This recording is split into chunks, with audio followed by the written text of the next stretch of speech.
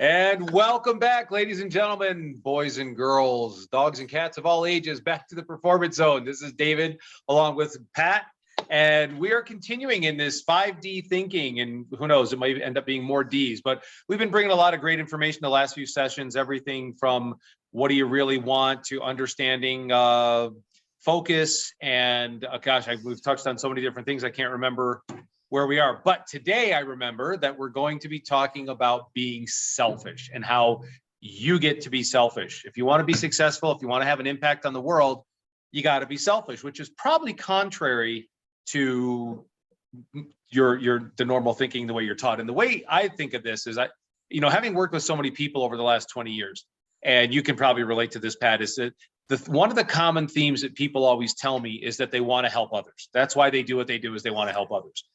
My contention is, if you can't take care of yourself, you're not much good to anybody else. So with that in mind, we're going to talk about being selfish and coming from a place of, and get ready for it, guys, this is going to fry your noodle a little bit, selfish abundance. Okay? So today the conversation is about you being selfish and coming from a place of selfish abundance.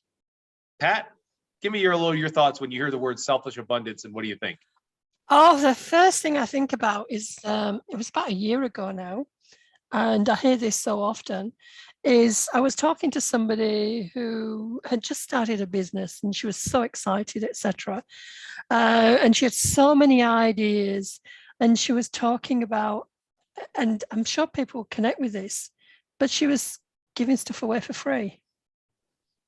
And she was talking in her language, and she was sort of, and her language was very, she said, oh, I know what it was. She said, it's not about the money. She kept saying, it's not about the money. Because we're exploring ideas, and I'm going, but it is about the money. Give yourself permission. It is about the money. How can you help somebody if money is not the issue? And when I say that, I mean, for her, there's a difference between, it's about value. Now, if she is saying that quite in her language, everyday language, that money was not the issue, it wasn't about the money, then of course that's going to be reflected in how her energy around the interaction with the client and the products that she's offering out there. Because there is a value. Money is an exchange of value. So if you don't value yourself, how can other people value you? And the first thing you have to do is to charge appropriately. So Absolutely. When we talk about self-abundance, that's the first, it's just that conversation. I've had so many similar conversations, but this one person, it was in her language. And people say, even now we'll start talking, because I like brainstorming just in general, and they go, it's not about the money. And I'll say, stop that right now. What is money? Well, what is business, right? I was at a seminar years ago when I had a Taekwondo school, and we went to a guy who was an expert at building the martial arts business side of things. And his first question, right, was, what does business mean? What's the definition of business?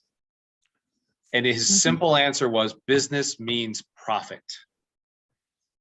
That's it. He said, if you're not making a profit, you're not in business.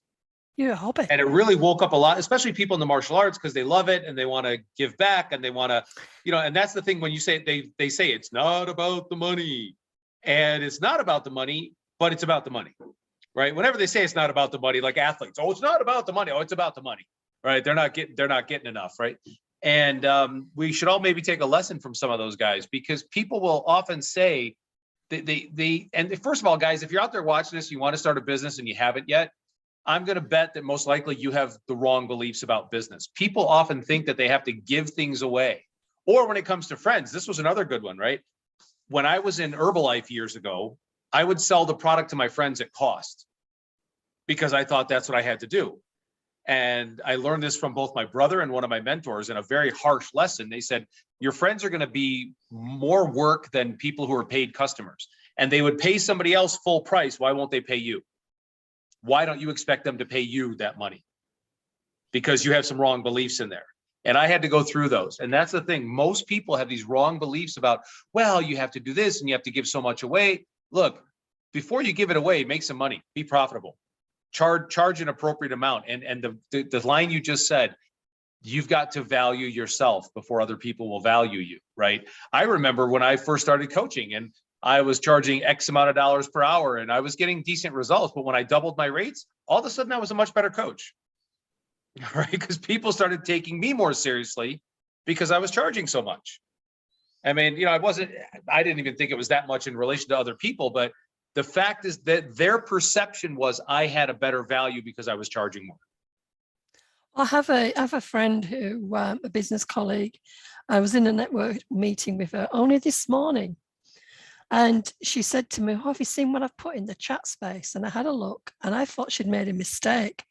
And it wasn't, it was deliberate. She actually said she does this and her rates start at $10,000.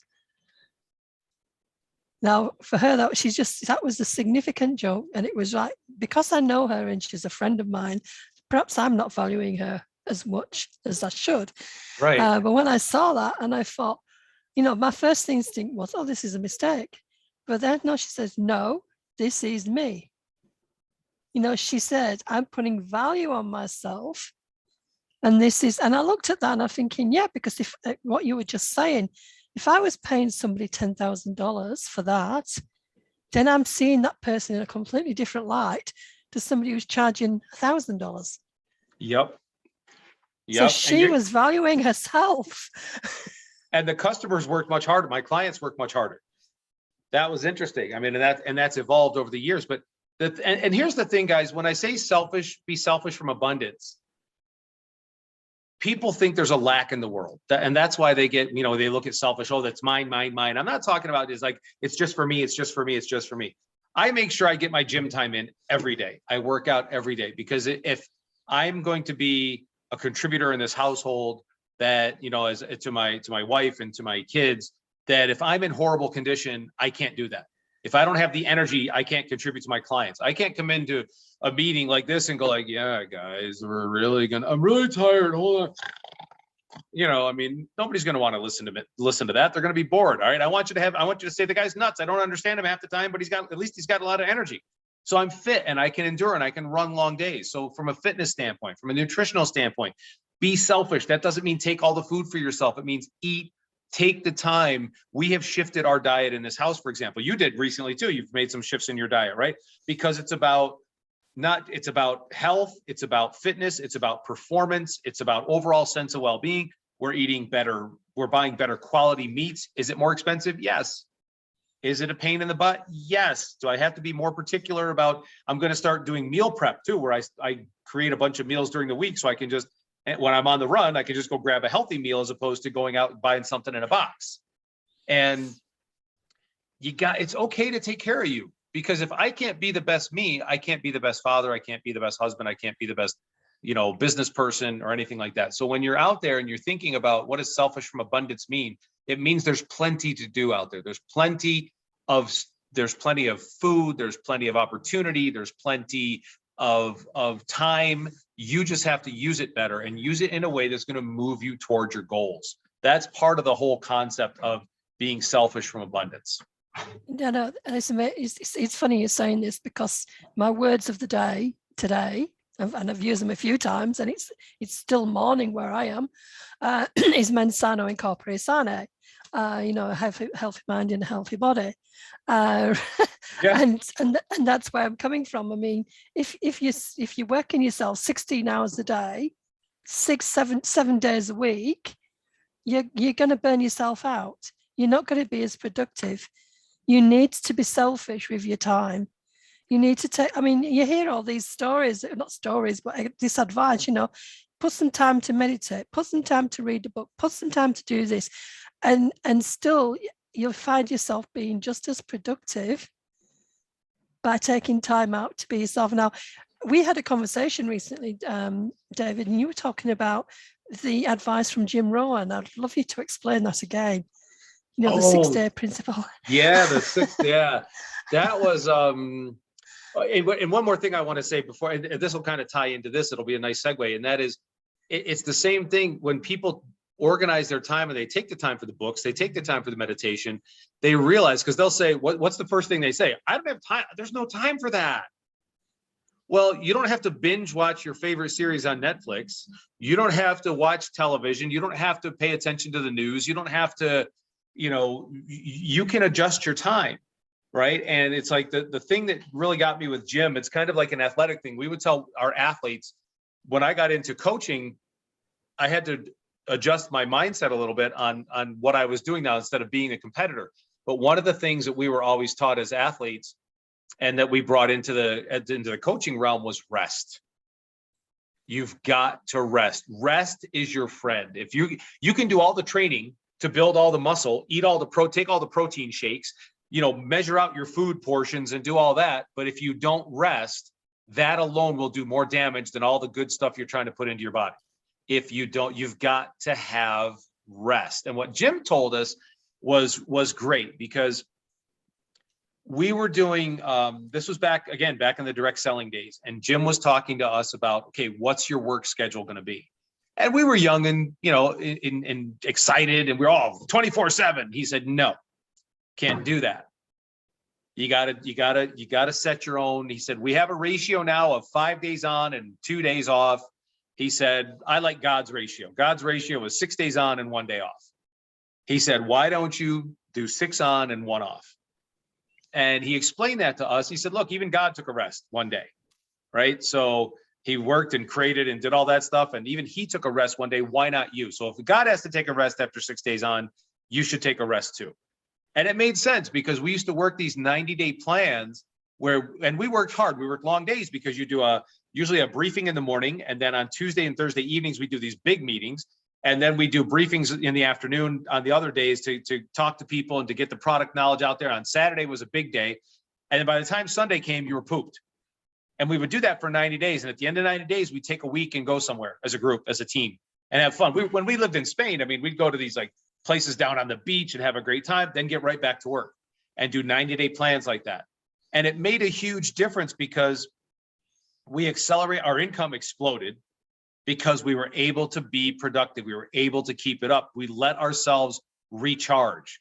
And that's something that people today, between, this stuff, the cell phones, the tablets, the programs, that they think they always have to be doing something. And sometimes it's important just to sit, and like you were saying earlier with the book or meditation, right? Where you on a Sunday, you unplug. That's my day to unplug. I do my best to unplug on Sundays. On occasion, because I've got folks like yourself down in Australia and down under or New Zealand, it's convenient for me to meet with somebody on a Sunday evening, because it's Monday morning and to get the day started, et cetera, et cetera. But that's rare. But Sunday, yeah, you rest and you unplug and you get off the electronics, and I don't even watch American football. I hardly watched any this year. I didn't watch this. I watched maybe half of the Super Bowl. I was relaxing. I was just enjoying myself. And I'm telling you, it's so, when you can do that and you can unplug and stay away from the electronics and, let your mind rest. Because in martial and Taekwondo, we say Chongshin Tongil, which means mind and body together as one. Can't have one without the other, right? And sometimes when your mind is fried, your body can keep you going. When your body's tired, your mind can keep you going. And it's never 50-50. It's usually one or the other, like this, right? I want to even take that down to the day-to-day level even. Look, I remember working for an agency. We did data input. We got paid on key depression, so we worked very frantic, of course. 4 days out of 5, we were in somebody else's building, and we were watched by the other people. So we had to take a 10-minute break, and that was it. That's all we were allowed. On the 5th day, which was the Friday, we were the only ones in the building. And so we had more, sort of a bit more freedom. And I remember we would take about 20 to 25 minutes break, give ourselves break time. But the number of key depressions that we did on the Friday was actually more than we did any other day of the week. So by allowing yourself to rest, you are actually manifesting the abundance because you are more productive afterwards. So take the Saturdays off. My day is Saturday. Take the Saturdays off. If you can't in your mind think, oh, I'm going to take 7 days off. Work 7 days. I mean, especially if you're new in building up your business, you've got to be there. You feel like you've got to be there all the time. But you learn after that while, just starting just to take that one day and make it, sacrilege, make it something that you've got to take that day off and do what you want. And you'll find it difficult at first because you'll feel a bit tempted to do something, but don't do it. And that's the mental game, right? That's the mental game of like, and I then have to be you doing build the something. muscle. Yes, and you build that muscle over time. And now it comes to that day of the week again, Saturday, and I go, oh, it's Saturday, and I don't even think about checking up on things. So. Oh, that's great, right? That brings in 2006. I guess we're kind of dating ourselves. If you're watching this in years from now, we did a family vacation. My wife's entire family, all the kids, grandkids, we went on a cruise. Now, this was before the technology. The technology was good, but it wasn't quite where it is now, right? And so we did this Disney cruise, and the kids loved it. All the kids loved it, and but I remember when we left, I was like, I would do my newsletter every day, and I had these conference calls that I was doing, and I was out there in the marketplace. I was out there, and I had people emailed me all the time, and I said, okay, we're gonna do this, and I was pretty much out of pocket for about 10 days. So if you're listening to this is my experience, and I'm sure it's pretty much going to be the same for you as well. I was gone for 10 days out of pocket. By the time we got off the cruise, on the cruise, and went out, did the cruise, and then came back. And you know what I noticed was the world did not end because I wasn't in it. And that was kind of a gut punch too, because I thought I got back to my emails. Everybody understood that I took a vacation. You're allowed to take a vacation, which means you're also allowed to take a day off. And again, it's got to be that commitment. Like if you have a commitment to your golf, to your tee times. Sorry, that's working from home, folks, right? You got a tee time for your golf. You've got a doctor's appointment, your rest time, your meditation time, your relaxing or chilling time. Maybe it's just to be still. Maybe it's just to unplug and turn everything off. That's got to be as important as your doctor time. That's got to be as important as your meal time. As important as taking a breath has to be that mental unplugging, especially because because we have so many voices coming from everywhere, right? The political voices, the world war voices, the pandemic voices, the, oh no, dogs and cats living together, craziness. And there's always somebody hysterical about something. I mean, I heard this crazy thing the other day. The woman was going off on how eating meat was, anyway, I'm not even going to get into it because it's a political, social dilemma, but it was the most ridiculous thing that I heard, but it calls attention. You got the Canadian truckers, you've got, the overall everyday concerns that we have. And if you don't unplug from that, and the voices coming at us 24/7 on the news channels, and now on your phone and texting you and push notifications, you're going to go bat crap crazy, right? So unplug, relax. The world has been ending since it began, right? I mean, there's always something that's gonna kill us, or something that's gonna glow. It was global cooling when I was a kid. Now it's global warming. It was the gas lines. Then it was the ozone. Then it was, corporate greed. Then it was like communism. And then it was like, there's always got to be some adversary so that the media can get us all hyped up. And just, if it happens, it happens. You'll find out about it. You're on a need to know basis. But for the most part, you've got to take that time out and focus on the best way for you to navigate all that is to be the best you that's possible. That's the best way to say it. Yeah, a couple of things coming out of that. First of all, I can actually remember where I was stood, taking a phone call, talking to somebody, a sound piece of advice. I was just about to take some leave, and she said to me, she says, it's okay to think about work at beginning. It may be okay to think about work towards the end of your vacation. She says, but if you are thinking about work in the middle, you're an idiot. That's what she Right. said. Especially I if it's a job, that. right? I mean, if you're, yeah, I mean, especially because the job, if it's a company, if you work for somebody, they'll replace you in a heartbeat. That's the reality. Anyway, yeah, I'm just moving on here. When we talk about selfish abundance and the implications, I always think I can see that that goblet, the cup half full, half empty scenario. Right. And what I see is, and I've been guilty of it, is we tend to, especially if you're building what you're doing, and I'm talking about my experience, sort of from, and I'm sure it's replicated with others, is that you tend to, and again, it's about giving information away for free, giving your products away for, you give away so much when the cup is still filling. So it's always leaking. So you're never going to get to where you want to be. But, and thinking's different. But if that cup was full and you've reached a level of, some of your goals, you're still going to have that information, but you're giving it away from a sense of abundance. You're sharing what you've achieved. Lots of people give away their information more out of pride, more out of, they want to be seen good so that people will buy their services for them. Ego. Yeah. And they've got to stop that, because you're in business, as you say, to make that money, to get to that level.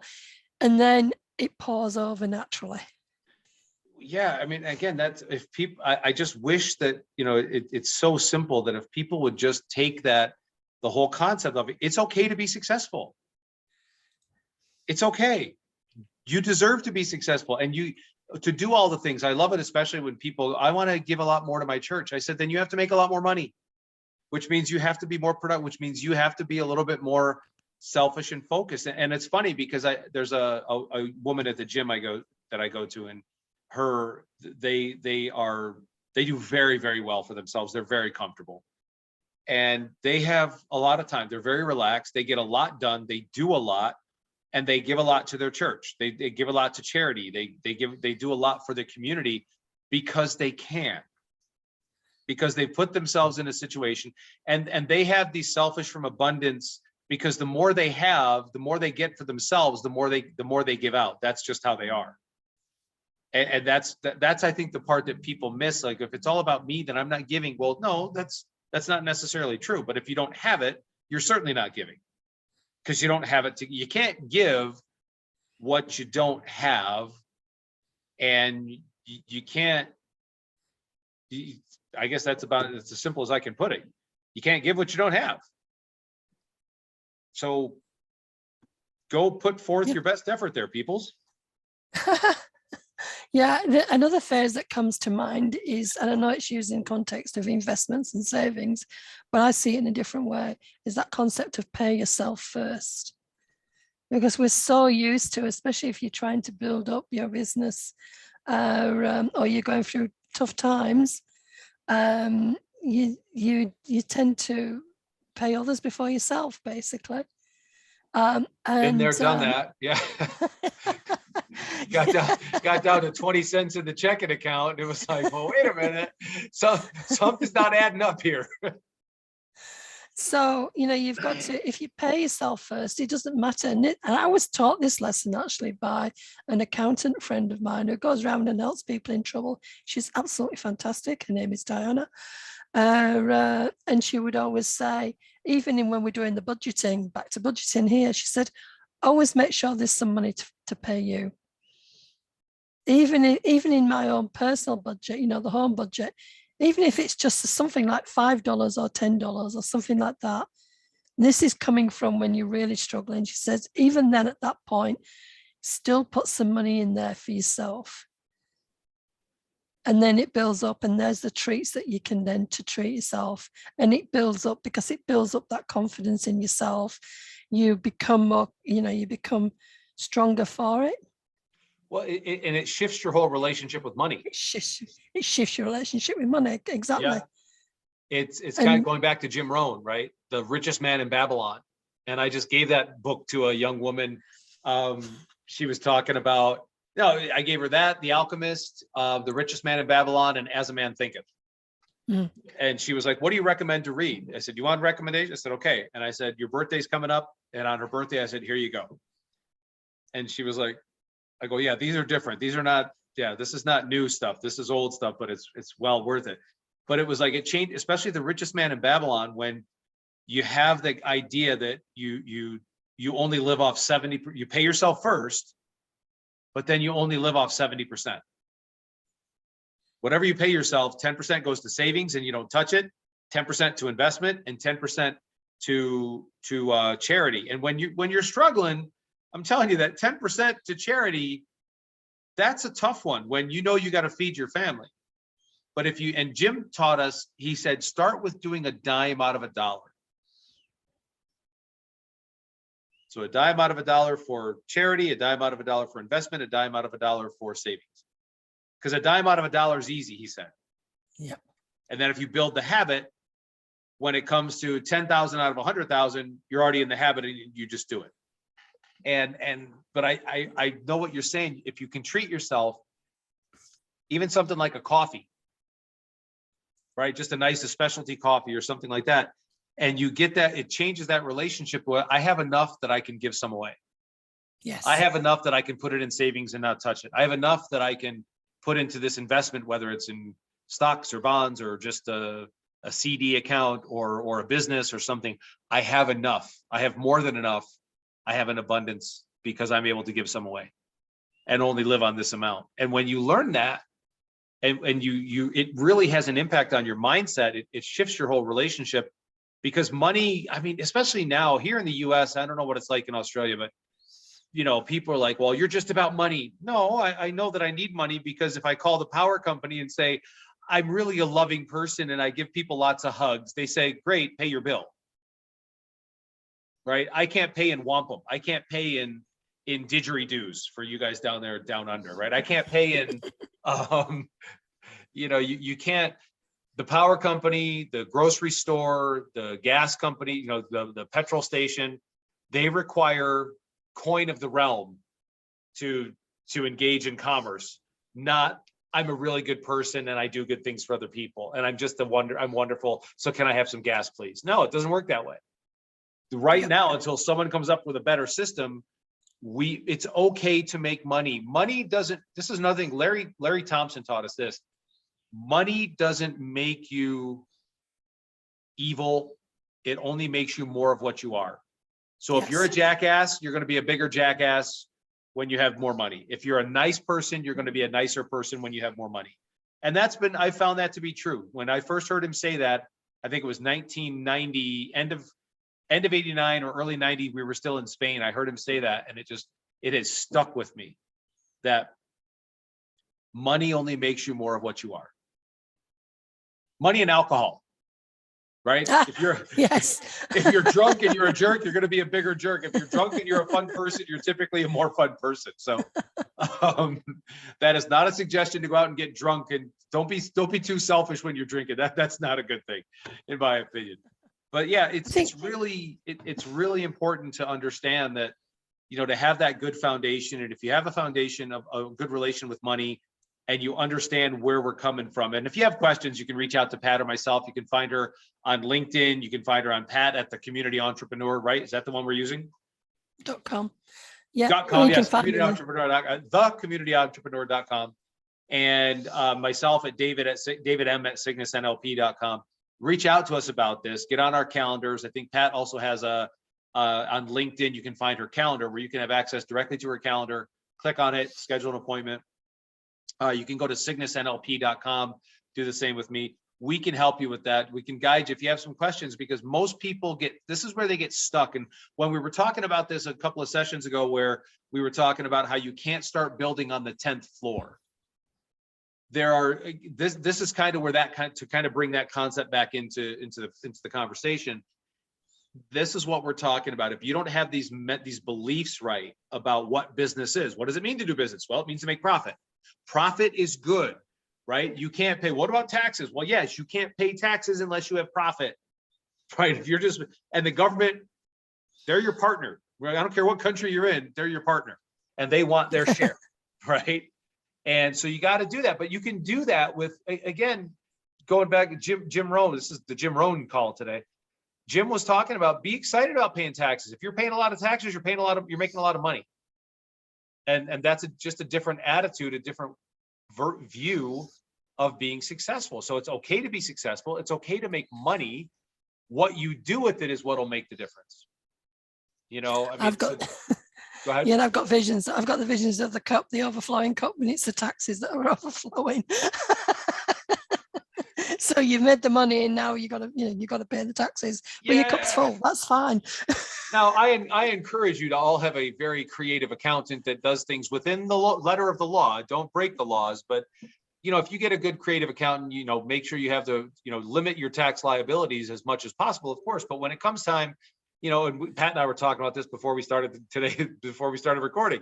Yeah, I mean, we're at that stage here in the US where we're going to be in March, and then it's April, and then, you know, we're dealing with this stuff because it's it gets complicated, but it's part of, get excited about it, because the more you pay, the more it means the more you make. And it's just, all you have to do is shift the way you look at things. Like the whole thing about being selfish is bad. It means you're all about you. No, I'm all about others and the others around me, because the better I take care of David, the better David I can be, the better husband I can be, the better father I can be, the better friend I can be, the business partner, whatever it may be, right? The better contribution, because part of, you know, my mission is to help others get the most out of themselves. If I'm not getting the most out of me, I can't do that. Then I'm you know. Yeah, there is a side to being, if you are to being in the right mindset, and that there's the mindset of selfish abundance, valuing, going back to that valuing we talked about at the beginning of the conversation. You value yourself, you reflect that. I still have had a couple of incidents lately where I still struggle, where my rates here, but as people come along, especially small charities that don't have the money and resources, I try to help them by, you know, sort of sacrificing some of my side of things, and you know, just amazingly come back to me and say, you know, we hear you, but please don't do that. We want to work with you, but we don't want to take advantage of you. Yep. So you know, there's like this thing happening. So yeah, I'm hearing it, I'm understanding it, and now I'm going, well, how can I help these people without actually sacrificing my own value? It's good. That's not me sort of, you know, not me being arrogant. I'm learning from what they're saying to me. They're saying, don't do that, you know. Right. And so, yeah. So if you do value yourself, and you are pricing your services at the appropriate level, you don't need to worry, because that value will come back to you. So you then begin to put yourself in that position where you can help others even more because of that foundation that you already have in place. Well, and you get to the point where sometimes people, you know, especially when they're new in business, right? They're worried about losing what business they have. And sometimes you have to let go of that.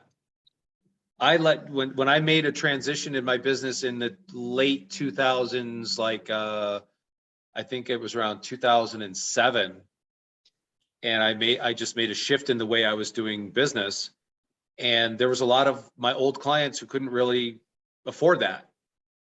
But it was about me moving myself to the next level. And I love them. That doesn't mean I dropped them like hot potatoes. We finished our programs, and I would always be there if they needed something and they could do some one-off stuff. But I focused on a different market, because that was ultimately, my family was my higher priority, and my growth and the people that I wanted to work with and do what I did. So, and some people were able to come with me and some people weren't, but I mean, it's all we are is change. I heard that from, it wasn't one of my direct mentors, but a mentor of one of my mentors. And he said, remember, all we are is change. Yes. That's it. We're going to constantly evolve, and that's all we have. And if we don't change, especially now, I go back to Paul Zane Pilzer stuff, that the world is changing so rapidly now that if you're out there and you're not change, you don't understand change, and to go through all these changes, selfishness, that selfish abundance is a concept that really will help get you through this, because we've all had to learn in the last 2 years how to use Zoom, right? Pat and I, we just finally figured out how to pin the screens the other day, right?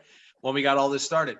But the technologies and the different things to learn, and the banking and we found a way to send money, with Gabi being in the UK, we thought we had it all figured out, and then PayPal screwed us up. So guess what? Instead of freaking out about PayPal, another opportunity presented itself that turns out it was even better, because I love PayPal. It's been very good to me in a lot of ways.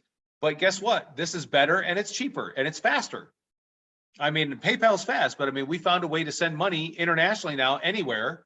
All we have to do is validate the bank accounts, validate this, hit the button. 5 minutes later, Gabi's sending me a text message saying it's in the account. And it's cheaper than sending it via PayPal. So, yay, there's all kind of stuff we can learn. We just have to keep our minds fresh, which is part of that, being still and doing the meditation and letting your mind. It's kind of like, there was something that just came into my head about, it's kind of like shaking out your head and getting all the clutter, and it just kind of goes out of your head, and then you're able to be clear. Yeah. Right. Yeah, I'm trying. There was something else. There was an image in my head that popped in. I can't really describe it, but yeah, I mean, that's what that being still is. It sheds the clutter from your mind and allows you to see things more clearly. Maybe like a fogged mirror in the bathroom, right? Now you can wipe off the mirror, and now you can actually see yourself. I mean, that's something like that. Yeah. Going back to focus, which was one of our earlier topics in another couple of sessions we did. I'm just thinking here, what we haven't really sort of, what needs to close this off in a way for selfish abundance is we need to have a vision of what that abundance looks like for us. Goes back to vision, right? It goes back to vision, exactly.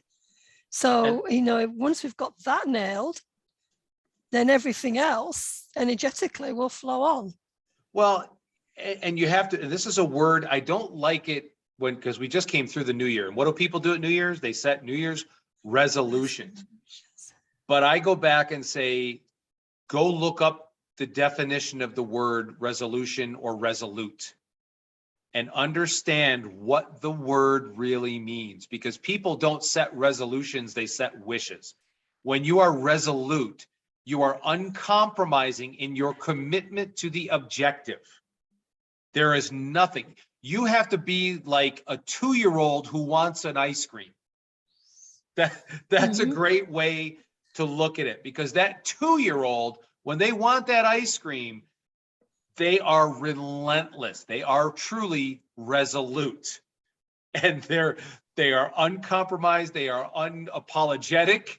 They want that ice cream. And while that's a cute example, we can be that way. That's kind of what selfish abundance is. And we're not being like a 2-year-old who is actually more of the selfish side because they just want the ice cream. But when you set a resolution, you must be resolute about the resolution you set. And that's why the word is probably a misnomer for that time of year, because now it's just people get so, they're so wishy-washy on it. But that's the key. And it's one of the keys is the concept is just, it's an uncompromising commitment to that vision Pat was just talking about that you set. And once you have that, now you have the tools. You can talk about where you start your building. You can look at how to be selfish to get that. You can know what to focus on, because you can't plant watermelons and expect to get a rose bush. So that was the other call. So selfish abundance today, that was awesome stuff. It's already 40 minutes. I can't believe this. Great stuff today. Thank you so much. Again, selfish abundance, guys, focus. It's okay to focus on you. It's okay to make money. It's okay to make profit. It's okay to take care of yourself so that you can have a better impact on those around you. Pat, what else do you want to add? Yeah, I'm just going to add that I'm moving forward now and talking about next week's session, the next session. Okay. Which will be around this phrase and David and I know it very well. Nobody's ever asked us. Oh, all right. Tune in next week. That one's good. That's going to be a lot of fun. That one's going to be that one's going to be eye-opening from a standpoint that you're not going to, it's going to open your eyes, especially when it comes to certain groups, shall we say, that people have criticized, and we're not going to say who, but tune in next week. With that in mind, Pat, they can contact you at pat@thecommunityentrepreneur.com. Yes, right? or on my LinkedIn, through LinkedIn, definitely. LinkedIn, Pat Gross, which is spelled Grosse. You can reach me on David M at Cygnus NLP. That's spelled CYGNUSNLP.com, or just go to the website and schedule. With that in mind, we will put everything you have into everything you do, because the best is yet to come. We will see you next week.